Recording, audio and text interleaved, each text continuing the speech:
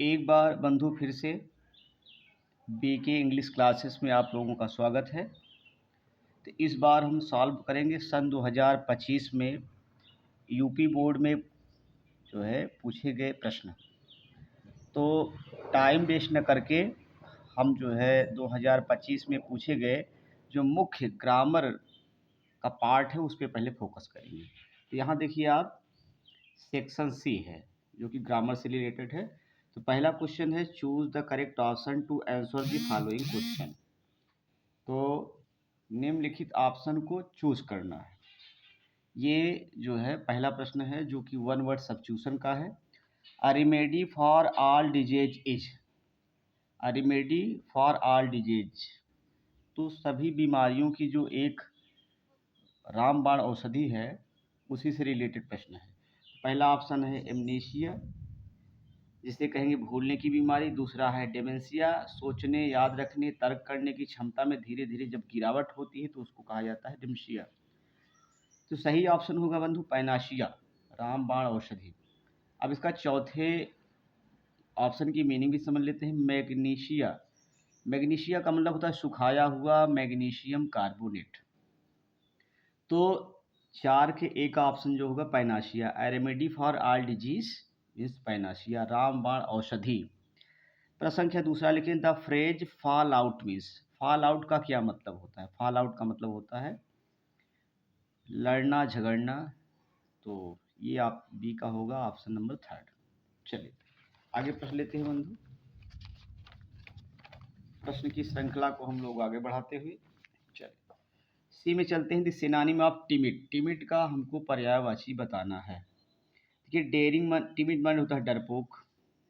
चलिए ऑप्शन में dairying money साहसी होता है, कावर्ड मीन्स कायर होता है।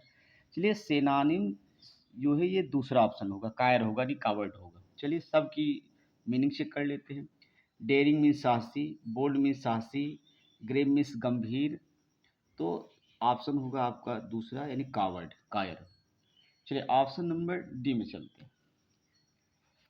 डी ऑप्शन में जो है एक, डी ऑप्शन में बंधु जो है हम लोग समझ रहे हैं कि which of the following sentences are correct, यानी ये सेंटेक्स से लिया गया क्वेश्चन है। इसमें चार ऑप्शन हैं और देखना है विकल्प में कि कौन से ऑप्शन सही है। चलिए पहला क्वेश्चन देखते हैं।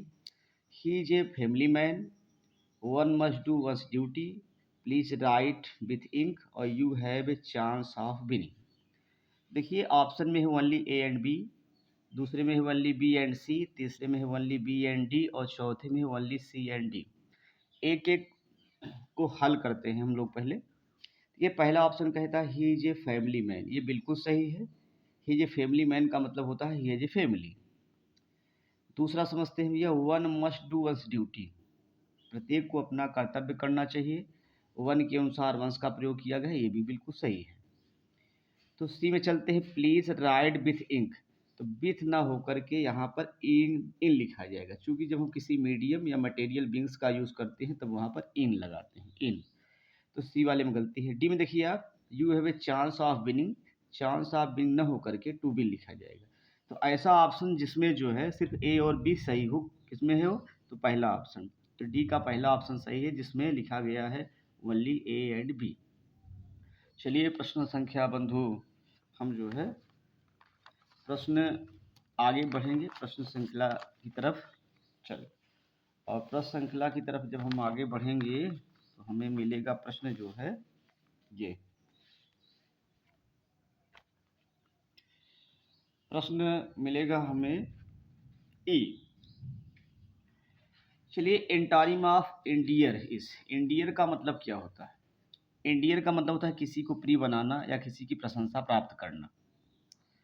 ऑप्शन है चीप में सस्ता, एलिनिएट, एलिनेट मीन्स विमुख,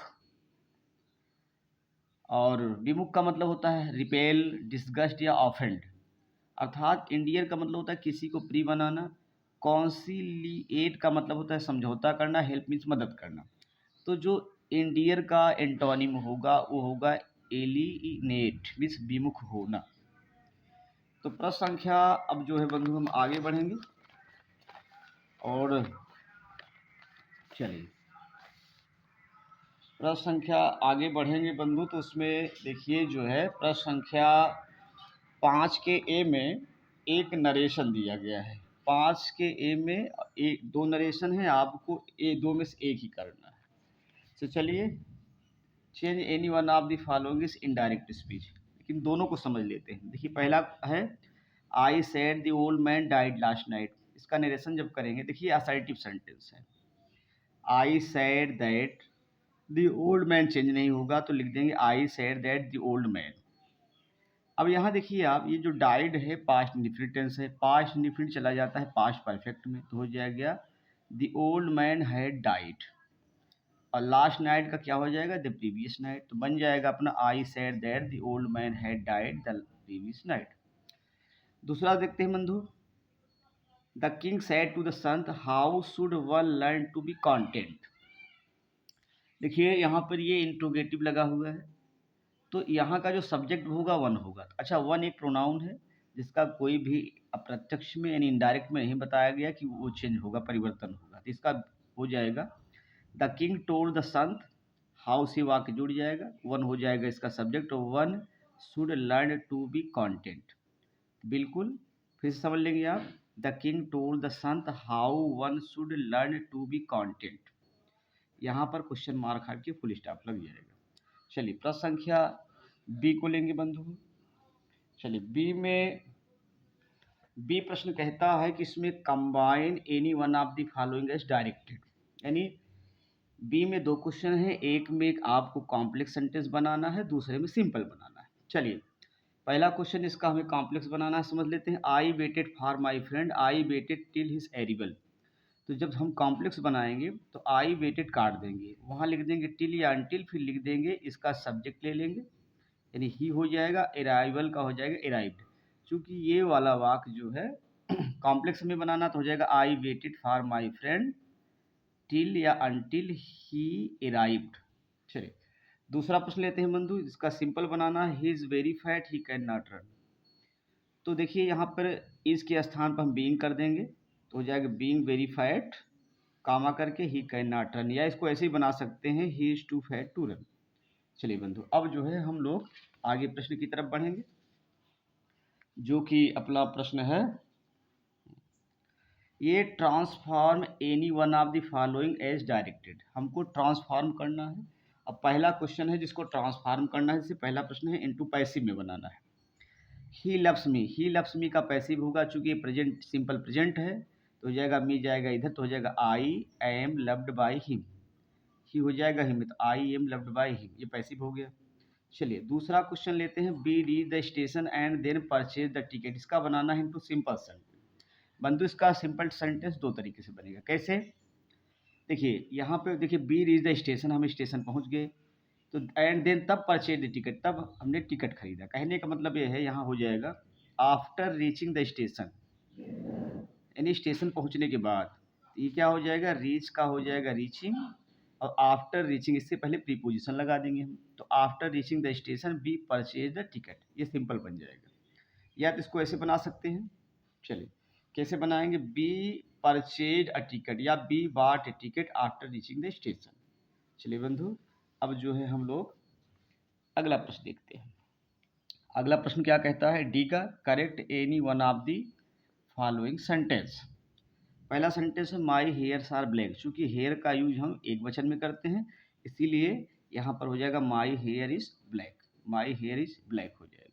चलिए he gave a speech, he gave speech का जो है सेंटेंस क्या होगा, तो गेव के स्थान पर हम लिख सकते हैं ही मेड अ स्पीच या ही डिलीवर्ड अ स्पीच, इस तरीके से हम इसको लिख सकते हैं बंधु। चलिए अगला प्रश्न हम लेंगे। अगला प्रश्न बंधु क्या कहता है, प्रश्न है कि use any one of the following pairs of words in your own sentence to make the difference in their meaning clear. आपको मीनिंग क्लियर करना है। इससे पहले मीनिंग है फूल, फूल का मतलब होता है मूर्ख, जो कि एक नाउन है, और फुल माने होता है भरा हुआ, ठीक है, तो फुल मीन्स मूर्ख, फुल मीन्स नाउन। जैसे कहेंगे ही इज फुल और life is full of sorrows और जॉय, इस तरीके से बना लेंगे। अब रूट का मतलब होता है जड़ और रूट का मतलब होता है रास्ता, तो दोनों का एक एक बंधु जो है हम वहाँ प्रयोग कर लेंगे। तो चलिए बंधु, आज जो है हम कुछ चैप्टर ही इसका लिए हैं और ये देखेंगे हम, ये 2025 अंग्रेजी का सेट रहा 316 IB का, ठीक है। तो बंधु जो है हमारी क्लास ये कैसी लगी, आप लोग हमारे BK इंग्लिश क्लासेस को लाइक करिए, सब्सक्राइब करिए और फिर जो है इसी ट्रेंड में हम अगले एपिसोड में मिलते हैं, यानी अगला एक नया सा पेपर लेकर के बिल्कुल बेहतरीन तरीके से मिलेंगे बंधु। तब तक सबको राम राम, जय श्री कृष्ण, धन्यवाद।